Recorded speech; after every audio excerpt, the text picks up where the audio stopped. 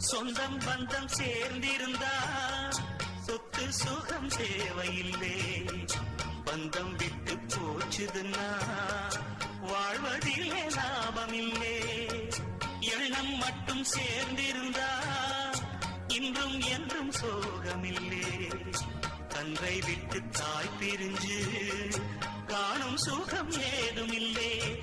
ஊருக்கும் பேருக்கும் காலுக்கும் இஷ்டப்பட்டு வாழ்கின்ற வாழ்க்கைக்கு என்றென்றும் அர்த்தமில்லை. ஊருக்கும் பேருக்கும் காலுக்கும் இஷ்டப்பட்டு வாழ்கின்ற வாழ்க்கைக்கு என்றென்றும்